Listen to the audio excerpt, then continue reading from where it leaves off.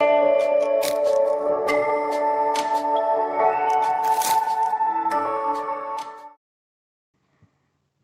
Guys, my name is Sumita Mishra and welcome to top mentors.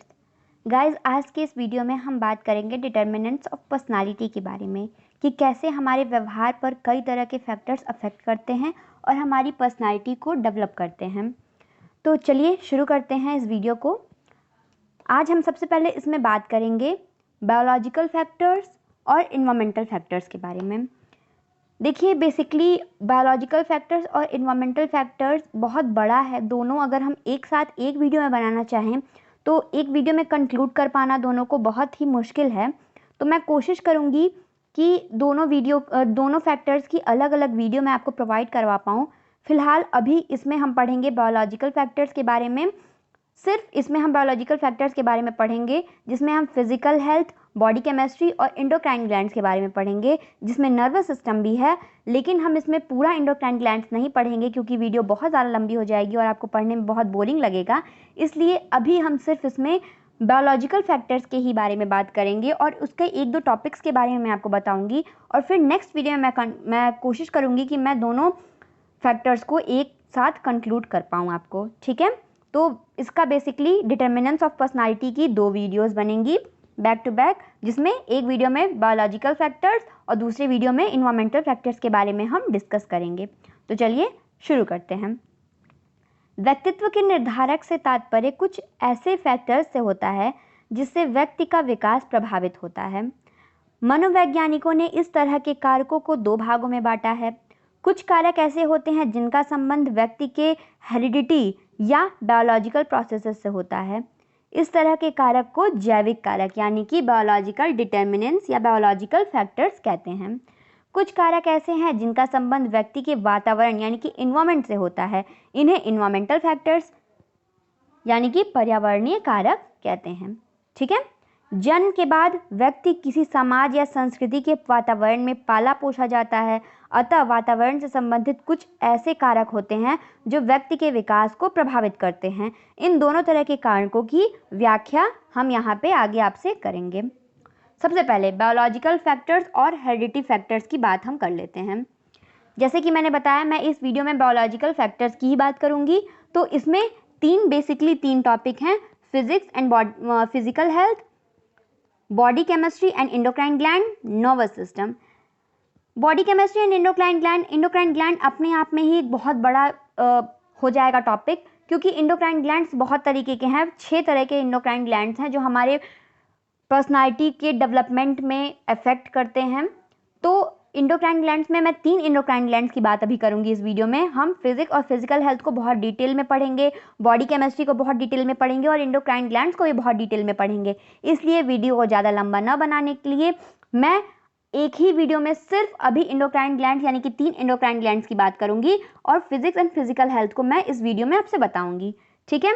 तो बने रहिए वीडियो के लास्ट तक, ताकि आगे जो वीडियो बनेगी जिसमें हम इन्वायरमेंटल फैक्टर्स के बारे में बात करेंगे वो समझने में आपको ज़्यादा दिक्कत ना हो, ठीक है।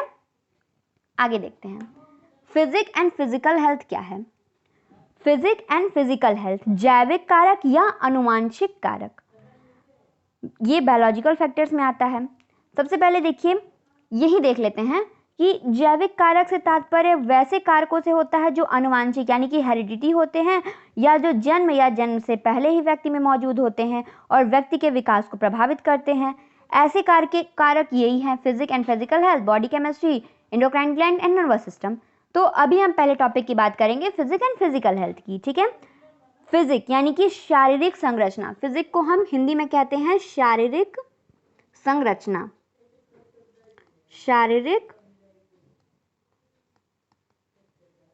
संरचना, ठीक है। फिजिक्स का मतलब से तात्पर्य प्राणी के शरीर के कद, रंग, गठन आदि से होता है।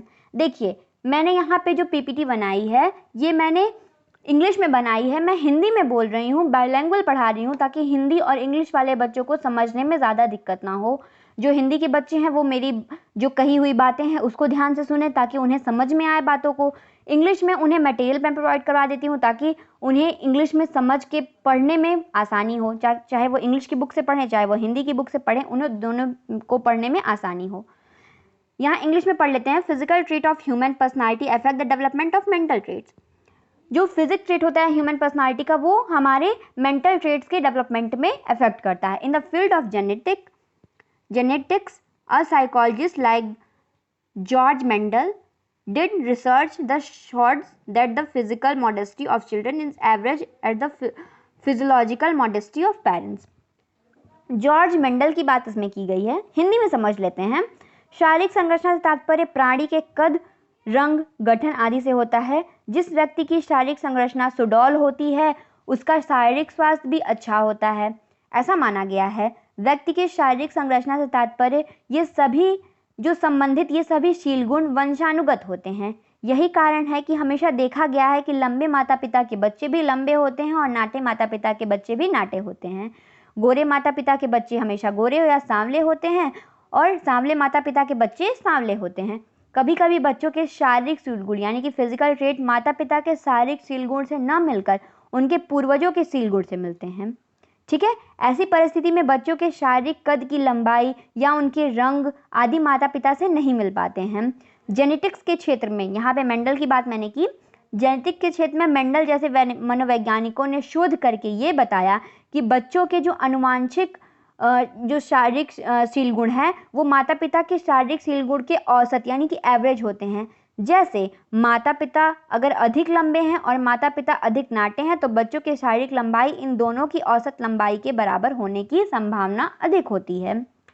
ठीक है, physical modesty of children is the average of the physiological modesty of parents. People's behavior is very favorable toward the children whose physical health and structure is beautiful and attractive. As a result, good social modesty develops in such children like feeling of superiority, self-confidence, responsibility, sociability and punctuality. व्यक्तित्व के इन शारीरिक शील गुणों तथा स्वास्थ्य से का प्रभाव मानसिक शील गुणों के विकास पर भी पड़ता है। कैसे? हमेशा ये देखा गया है कि जिन बच्चों या व्यक्तियों का शारीरिक स्वास्थ्य तथा संरचना आकर्षक और सुंदर होती है उनके माता पिता, पास पड़ोस के लोग, शिक्षक, साथी और जो अन्य लोग हैं उनका व्यवहार उनके लिए काफ़ी फेवरेबल होता है। जैसे कि ऐसे बच्चों के अच्छे सामाजिक शील गुण जैसे फीलिंग ऑफ सुपीरियरिटी यानी कि श्रेष्ठता का भाव, आत्मविश्वास यानी कि सेल्फ कॉन्फिडेंस, रिस्पॉन्सिबिलिटी यानी कि उत्तरदायित्व और सोशेबिलिटी एंड पंक्चुअलिटी यानी कि सामाजिकता और समयनिष्ठता आदि का विकास तीव्रता से होता है, तेजी से होता है। दूसरी तरफ जिन बच्चों की शारीरिक संरचना तथा शारीरिक स्वास्थ्य खराब और अनअट्रैक्टिव होता है उनके प्रति अधिकतर लोग उपेक्षा की दृष्टि से देखते हैं। On the other hand, most people look at the neglect of children whose physical health is poor and repellent. As a result, such children develop a sense of inferiority, emotional instability, inhibited modesty, etc. ठीक है, जिन लोगों के शारीरिक उनका जो physical जो उनका health होता है वो अच्छा नहीं होता है तो उनको लोग इन्फीरियरिटी की दृष्टि से देखते हैं। ठीक है, आगे देख लेते हैं body chemistry and endocrine gland. दूसरी चीज़ की बात करेंगे कि बॉडी केमिस्ट्री और एंडोक्राइन ग्लैंड्स क्या होता है। There are two types of glands in human body, exocrine gland and duct gland और डक ग्लैंड, एंडोक्राइन ग्लैंड और डकलेस ग्लैंड।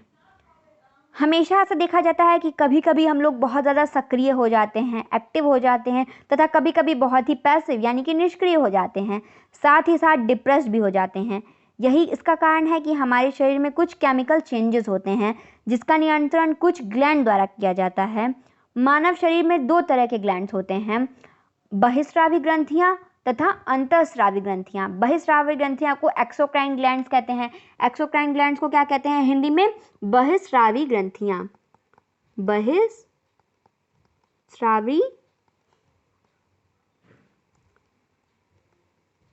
ग्रंथि। और एंडोक्राइन ग्लैंड्स को क्या कहते हैं? अंतःस्रावी ग्रंथि। अंतःस्रावी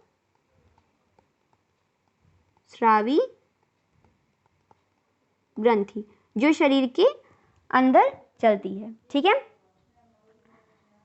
पढ़ लेते हैं इसके बारे में कि ये क्या है। अब इसके बारे में बात करेंगे।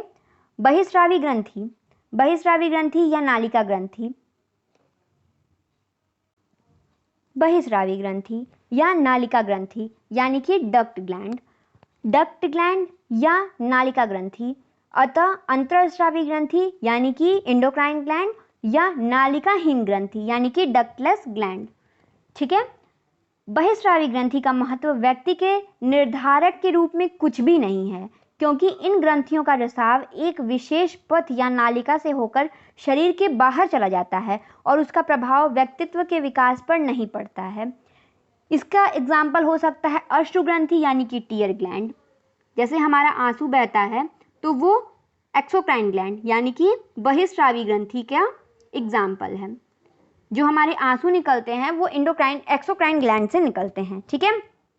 इसके द्वारा जो केमिकल होता है वो हमारी बॉडी से बाहर निकल जाता है। ठीक है। अश्रु ग्रंथि या लार ग्रंथि बहिस्रावी ग्रंथि का एक उदाहरण है। अंतःस्रावी ग्रंथि यानी कि एंडोक्राइन ग्लैंड, एंडोक्राइन ग्लैंड यानी कि अंतःस्रावी ग्रंथि, इससे निकलने वाले, इसके सेक्रेशन से निकलने वाले हार्मोन्स बहुत ज़्यादा महत्वपूर्ण है, जो हमारे व्यक्तित्व के निर्धारक के रूप में काफ़ी जाने जाते हैं। इससे निकलने वाले हार्मोन्स यानी कि इसके सिक्रेशन के से जो हार्मोन्स निकलता है वो सीधे खून में मिल जाता है और व्यक्तित्व के विकास को प्रभावित करता है। प्रमुख अंतःस्रावी ग्रंथियाँ जिसके रिसाव से व्यक्तित्व का विकास प्रभावित होता है वो कौन कौन से हैं? Endocrine gland as important of endocrine gland at a determinants of personality, जैसे कि मैंने बताया था, पर्सनालिटी के निर्माण में सहायता करता है। इसका बहुत जो इसका महत्व होता है वो बहुत ज़्यादा होता है। The secretion resulting from this are called hormones which are directly mixed in blood and affect the development of personality. जैसा कि मैंने बताया, इससे निकलने वाले हार्मोन्स, इसके सिक्रेशन से निकलने वाले हार्मोन्स डायरेक्टली खून में मिक्स हो जाते हैं और पर्सनालिटी के डेवलपमेंट में सहायता करते हैं। कौन कौन से इंपॉर्टेंट एंडोक्राइन ग्लैंड्स हैं? Pituitary glands, adrenal gland, thyroid gland, parathyroid gland, pancreas and sex gland. चलिए, तो हम अभी 3 की बात करेंगे, पिट्यूटरी ग्लैंड, एड्रिनल ग्लैंड और थायराइड ग्लैंड्स के बारे में। बहुत डीपली बात करेंगे, इस वजह से अभी 3 ग्लैंड्स की ही बात करेंगे। Parathyroid glands, pancreas and sex gland की बात हम नेक्स्ट वीडियो में करेंगे। उसके बाद हम नर्वस सिस्टम की बात करेंगे और इन्वायरमेंटल फैक्टर्स की बात करेंगे। कोशिश करूंगी कि मैं दूसरी वीडियो में सबको कंक्लूड कर पाऊँ, नहीं तो फिर 3 वीडियो बनता है। फिलहाल कोशिश यही रहेगी कि 2 वीडियो में मैं पूरी टॉपिक को क्लियरली आपको समझा पाऊँ। ठीक है। अभी बात करेंगे हम पिट्यूटरी ग्लैंड के बारे में। Pituitary gland, the pituitary gland is a small pea-sized gland that play a major role in regulating vital body functions and general well-being. Pituitary gland एक स्मॉल पी साइज ग्लैंड होता है जो हमारे body के function के regulating में बहुत important role play करता है। It is referred to as a body master gland because it control the activity of most other hormone secretion glands. ये बहुत ही इंपॉर्टेंट रोल प्ले करता है हमारे सारे हार्मोन्स के सिक्रेशन से जो भी ग्लैंड्स होती हैं, जो भी हार्मोन सिक्रेट करती है, उन सारे चीज़ों को ये कंट्रोल करता है, इसलिए इसे मास्टर ग्लैंड कहा गया है। ठीक है। ये देखिए यहाँ पे इसका फिगर दिख रहा है। ये 1 जो है वो हाइपोथैलेमस है, यहाँ पर हाइपोथैलेमस होता है। ये पिट्यूटरी स्टाल्क है, ये जो है ये पिट्यूटरी स्टाल्क है, ये हाइपोथैलेमस है। ये जो है ये पिट्यूटरी ग्लैंड है एंड ये ऑल्फैक्टरी बल्ब है यहाँ पे जो आँख के पास होता है। अब हम इसकी बात करेंगे, इससे निकलने वाले पिट्यूटरी ग्लैंड से निकलने वाले हार्मोन्स कौन कौन से होते हैं? Adrenocorticotropic hormones ACTH, thyroid stimulating hormone TSH, luteinizing hormone LH, follicle stimulating hormone FSH, prolactin PRL, growth hormones GH, melanocytes stimulating hormones MSH। इसका ये शॉर्ट फॉर्म है। ठीक है। इसे हिंदी में भी यही कहते हैं और इंग्लिश में भी यही कहते हैं। हार्मोन का कोई हिंदी में अलग नाम नहीं होता है, इसलिए हिंदी वाले बच्चे भी इंग्लिश में के ही नाम को पढ़ेंगे और स्पेलिंग पर ध्यान देंगे। अब हिंदी में समझ लेते हैं थोड़ा सा डिटेल में कि पिट्यूटरी ग्लैंड क्या होता है। इस ग्रंथि का स्थान मस्तिष्क में होता है। इस ग्रंथि के जो एंटीरियर भाग में जो हार्मोन्स निकलता है उसे सोमैटोट्रोपिन या वर्धन हार्मोन्स यानी कि ग्रोथ हार्मोन्स बोलते हैं। ग्रोथ हार्मोन्स का एक और नाम है जो मैंने अभी बताया, सोमैटोट्रोपिन। क्या नाम है? सोमैटोट्रोपिन। तो अगर नाम चेंज करके आ जाए तो प्लीज़ आप लोग कंफ्यूज मत होइएगा, ग्रोथ हार्मोन्स को ही सोमैटोट्रोपिन भी कहते हैं। बचपन में इस हार्मोन से अधिक निकलने से व्यक्ति के शरीर की लंबाई अधिक हो जाती है तथा इस हार्मोन्स की कमी से होने पर व्यक्ति ड्वार्फ यानी कि बौना हो जाता है। पीयूष ग्रंथि के परवर्ती भाग यानी कि पोस्टीरियर पोर्शन में जो हार्मोन्स निकलता है उसे पिट्यूटरीन कहा जाता है। ठीक है, पिट्यूटरीन की स्पेलिंग मैं यहाँ लिख देती हूँ, पिट्यूटरीन। ठीक है, पिट्यूटरीन कहा जाता है, जिसका कार्य शरीर में एक खास ब्लड प्रेशर को बनाए रखना, स्मूथ मसल्स में सजगता और किडनी को सामान्य ढंग से कार्य करने में मदद पहुंचाना होता है। पिट्यूटरी ग्लैंड्स की एंटीरियर पार्ट्स में सोमैटोट्रोपिन के अलावा एक और हार्मोन्स निकलता है जिसे ट्रॉफिक हार्मोन्स बोलते हैं। ठीक है, इस हार्मोन्स के सहारे पिट्यूटरी ग्लैंड्स और भी जो एंडोक्राइन ग्लैंड्स होता है जैसे adrenal glands, thyroid glands, sex glands के कार्यों पर अपना नियंत्रण रखता है, इसलिए पीयूष ग्रंथि को मास्टर ग्रंथि भी कहा जाता है। ठीक है, अब हम बात कर लेंगे एड्रिनल ग्लैंड के बारे में। The adrenal glands also known as suprarenal glands that are endocrine glands that produce a variety of hormones including adrenaline and the steroid aldosterone and cortisol. They are found above the kidney. Each gland has an outer cortex which produces steroid hormones and an inner medulla. यहाँ देखिए, ये इसका figure है, ये kidney के ऊपर होता है, ये एड्रिनल ग्लैंड है, ये राइट एड्रिनल ग्लैंड है, ये लेफ्ट एड्रिनल ग्लैंड है, ये एड्रिनल ग्लैंड है, इसका वेक्टर इमेज यहाँ दिखाया गया है। ये कॉर्टेक्स होता है, ये इसका कैप्सूल है, इसके अंदर जो है ये मेड्यूला है। ठीक है, कॉर्टेक्स से निकलने वाले हार्मोन्स को कॉर्टिसोल बोलते हैं। ठीक है, अब इसका हम रोल देख लेते हैं कि हमारी पर्सनालिटी के डेवलपमेंट में क्या क्या रोल होता है, हम हिंदी में समझ लेते हैं। इस ग्रंथि का स्थान किडनी के ऊपर होता है। इस ग्रंथि के भी दो भाग होते हैं, बाहरी भाग और भीतरी भाग। बाहरी भाग को एड्रिनल वल्कुट यानी कि एड्रिनल कॉर्टेक्स बोलते हैं, जैसा कि मैंने अभी यहाँ बताया एड्रिनल कॉर्टेक्स बोलते हैं। ठीक है, और इसके भीतरी भाग को एड्रिनल मेड्यूला, यहाँ पे एड्रिनल कॉर्टेक्स और यहाँ पे एड्रिनल मेड्यूला कहते हैं। ठीक है, एड्रिनल मेडुला इसके अंदर ही, इसकी जो भीतरी भाग होता है उसे एड्रिनल मेडुला कहते हैं। एड्रिनल कॉर्टेक्स के हार्मोन्स को कॉर्टिन कहा जाता है तथा इसके द्वारा कार्बोहाइड्रेट, सॉल्ट और मेटाबॉलिज्म का नियंत्रण होता है। इसके द्वारा कार्बोहाइड्रेट, सॉल्ट एंड मेटाबॉलिज्म को कंट्रोल किया जाता है। वल्कुट यानी कि कॉर्टेक्स द्वारा ठीक ढंग से कार्य नहीं किए जाने पर व्यक्तित्व में, पर्सनालिटी में हमारे निष्क्रियता बढ़ जाती है। इस तरह के व्यक्ति में थकान, आइसोमेनिया यानी कि अनिद्रा भी तेजी से बढ़ती है। कॉर्टिन की मात्रा में बहुत अधिक कमी होने से व्यक्ति में बेहोशी की अवस्था तक आ जाती है। यहाँ पे देख लीजिए, कॉर्टिसोल वर्क, अगर जो कॉर्टेक्स से निकलने वाला हार्मोन्स ने सही तरीके से काम नहीं किया, work in conjunction with adrenaline and non adrenaline to help regulate your reaction of stress. ये स्ट्रेस के रिएक्शन में यानी कि स्ट्रेस को कंट्रोल करने में भी मुख्य भूमिका निभाता है। Cortisol also help regulate your metabolism. Cortisol जो होता है वो मेटाबॉलिज्म के रेगुलेशन में, शुगर लेवल के कंट्रोल में, ब्लड प्रेशर के कंट्रोल में मुख्य भूमिका निभाता है। योर एड्रिनल ग्लैंड्स और control by your pituitary gland. Adrenal gland pituitary gland द्वारा निर्धारित होता है, कंट्रोल किया जाता है। Another part of your endocrine gland, जो कि एंडोक्राइन ग्लैंड्स का अनदर पार्ट है। यानी कि एड्रिनल ग्लैंड जो है वो एंडोक्राइन ग्लैंड्स का एक पार्ट है जो कि पिट्यूटरी ग्लैंड द्वारा कंट्रोल किया जाता है। ठीक है, समझ में आ गया। एड्रिनल मेड्यूला जो है, एड्रिनल मेड्यूला इसका जो भीतरी भाग है, the inner part of adrenal gland control hormones that initiate the flight और फाइट रिस्पॉन्स। ये अगर हमारे सामने कोई परेशानी आ जाती है, कोई मुश्किल आ जाती है, कोई विपत्ति आ जाती है, जैसे हम शेर के सामने खड़े हैं तो हमें भागना है या उससे लड़ना है, फ्लाइट और फाइट रिस्पॉन्स को ये कंट्रोल करता है। The main hormone secreted by the adrenal medulla include epinephrine, adrenaline and non epinephrine, non adrenaline which have similar function. जो इनर मेड्यूला होता है, इनर मेड्यूला, उसके द्वारा इपिनेफ्राइन और नॉन इपिनेफ्राइन, जिसे हम एड्रेनालाइन और नॉन एड्रेनालाइन भी कहते हैं, वो सिक्रीट होता है जिसका फंक्शन सिमिलर होता है। इसके बारे में हिंदी में जान लेते हैं। एड्रिनल मेडुला द्वारा दो तरह का हार्मोन्स निकलता है, इपिनेफ्राइन एंड जिसे हम एड्रेनालाइन कहते हैं, और नॉन एपिनेफ्राइन जिसे हम नॉन एड्रेनालाइन बोलते हैं। इन दोनों तरह के हार्मोन्स को एक साथ मिलाकर कैटकॉल हार्मोन्स, यहाँ लिख देते हूँ मैं,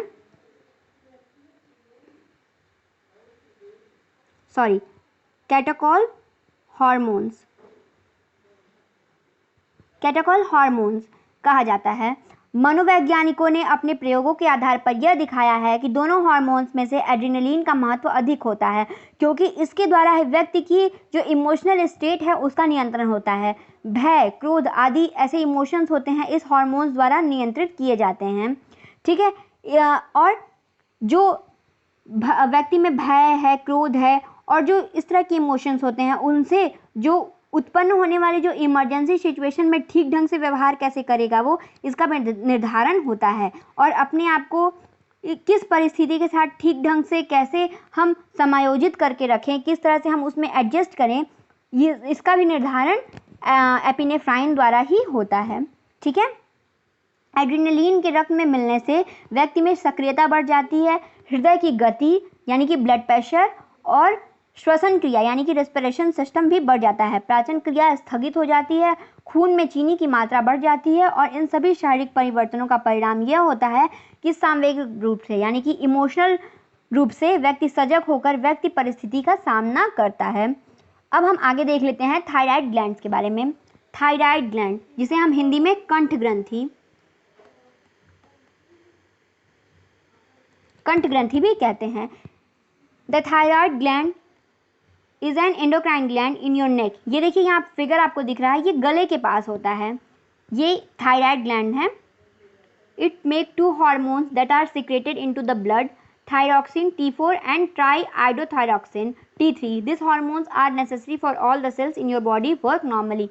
दो तरह की यहाँ इस थायराइड ग्लैंड से 2 तरह के हार्मोन सिक्रीट होते हैं, thyroxine and ट्राईआइडोथायरॉक्सिन T4 and T3, जिसका बहुत ही इंपॉर्टेंट रोल होता है हमारे बॉडी के सेल को नॉर्मली वर्क करने पे। हाइपरथायरॉयडिज्म में अभी हम हाइपरथायरॉयडिज्म के बारे में बात करेंगे। पहले हम थायराइड ग्लैंड्स को और अच्छे से समझ लेते हैं। जो इसका स्थान होता है वो कंठ के पास यानी गले के पास होता है। इस ग्रंथि से निकलने वाले हार्मोन्स को थायरॉक्सिन कहा जाता है, जिसका प्रभाव पूरे शरीर के मेटाबॉलिक प्रोसेस पे पड़ता है, जिसके फलस्वरूप शरीर का विकास यानी कि ग्रोथ इसके द्वारा बहुत प्रभावित होता है। बचपन में थायरॉक्सिन की कमी होने से बच्चों में बौनापन की स्थिति का और सयाना होने पर यानी कि बड़ा होने पर इसकी कमी होने से एक विशेष शारीरिक अवस्था जिसे माइक्सेडेमा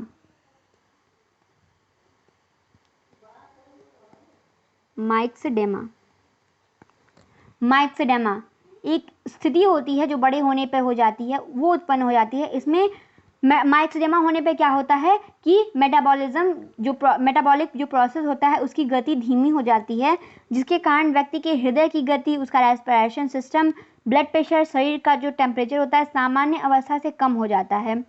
कंठ ग्रंथि के अधिक क्रियाशील होने पर थायरॉक्सिन अधिक मात्रा में खून में मिलता है, जिसे हाइपरथायरॉयडिज्म, यहाँ पे हाइपरथायरॉयडिज्म की बात हमने की है। Hyperthyroidism mean an over active thyroid gland. जब हमारा थायराइड ग्लैंड ओवर एक्टिव यानी कि ज़्यादा क्रियाशील हो जाएगा तो हाइपरथायरॉयडिज्म हो जाएगा हमें। When your thyroid gland is over activate it make too much thyroxine, तब ये ज़्यादा थायरॉक्सिन सिक्रीट करेगा। The extra thyroxine cause many of your body function to speed up, तब हमारे शरीर के जो बहुत सारे फंक्शंस होते हैं वो ज़्यादा तेज़ी वर्क कर लेंगे। In contest if you have hypothyroidism you make too little thyroxine, this cause many of the body function to slow down. जब हाइपोथायरॉयडिज्म की जो स्थिति आती है, इस अवस्था में उत्पन्न होने पर व्यक्ति अधिक जोशीला और सक्रिय नजर आता है। शरीर का जो ब्लड प्रेशर होता है वो बढ़ जाता है, शरीर का वजन धीरे धीरे कम होता जाता है और व्यक्ति का जो स्वभाव होता है वो चिड़चिड़ा हो जाता है, वो काफ़ी चिंतित नजर आता है। अभी हमने थायराइड ग्लैंड तक की बात की है। अब नेक्स्ट वीडियो में पैराथायराइड ग्लैंड की हम बात करेंगे। पैराथायराइड ग्लैंड्स में हम बताएंगे कि 3 तरह के और ग्लैंड्स होते हैं, 3 तरह के और ग्लैंड्स होते हैं, जिसके बारे में इसके बाद हम इन्वायरमेंटल फैक्टर्स के बारे में बात करेंगे। जो मैं सेकंड वीडियो जब मैं बनाऊंगी तो उसमें हम इन्वायरमेंटल फैक्टर्स और 3 और जो एंडोक्राइन ग्लैंड्स हैं यानी कि पैराथायराइड ग्लैंड्स, पैनक्रियाज और सेक्स ग्लैंड के बारे में हम डीपली बात करेंगे। तो अभी वेट करिए, वीडियो को लास्ट तक देखने के लिए थैंक यू सो मच। इस चैनल पे बने रहिए ताकि जो नेक्स्ट वीडियो मैं बनाऊं और इन्वायरमेंटल फैक्टर्स को मैं जब बताऊँ तो आपको अच्छे से समझ में आए। तब तक के लिए थैंक यू सो मच, बने रहिए इस चैनल के साथ।